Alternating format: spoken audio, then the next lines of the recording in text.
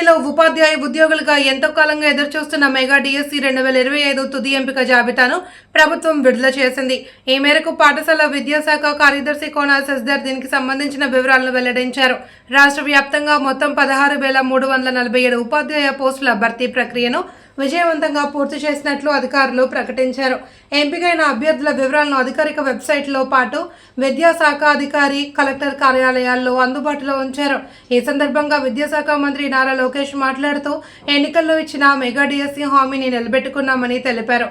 ఈ విజయం తమపై మరింత బాధ్యతను పెంచిందని, ఇచ్చిన మాటకు కట్టుబడి ప్రతి ఏటా డిఎస్సి నిర్వహిస్తామని, ఈసారి అవకాశం రాని అభ్యర్థులు నిరాశ చెందొద్దు అని మళ్లీ ప్రయత్నించాలి అని సూచించారు. డిఎస్సి నోటిఫికేషన్ మీద అలాగే మా మంత్రివర్యులు నారా లోకేష్ గారు కూడా చేసిన తొలి సంతకం డిఎస్సి పర్మిట్ చేస్తూ వారు ఉత్తర్వులు ఇవ్వటము, 1 సంవత్సర కాలంగా మనం చేస్తున్న ఈ ప్రక్రియ ఈరోజు ఎంతో విజయవంతంగా కంప్లీట్ చేసుకొని ఈరోజు మంత్రి గారి చేతుల మీదుగా ఈ ఫైనల్ సెలక్షన్ లిస్ట్ ఇప్పుడే రిలీజ్ చేయటం జరిగింది.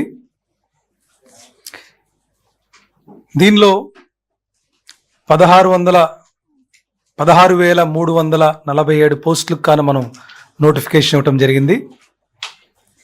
10 మేనేజ్మెంట్స్ అంటే గవర్నమెంటు, జిల్లా పరిషత్తు, ఇలా రకరకాల మేనేజ్మెంట్స్, 6 డిపార్ట్మెంట్స్కి సంబంధించిన ఈ 16,347 పోస్టులకు గాను నోటిఫికేషన్ ఇచ్చి ఎంతో పారదర్శకంగా ఈ ప్రక్రియ మొత్తం కూడా ముగించినందుకు చాలా సంతోషంగా ఉంది.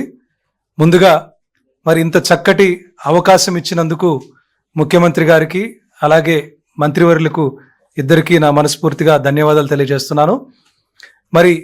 ఎన్నడూ లేని విధంగా ఎంతో ప్రతి విషయంలో చాలా పారదర్శకంగా ఉంటూ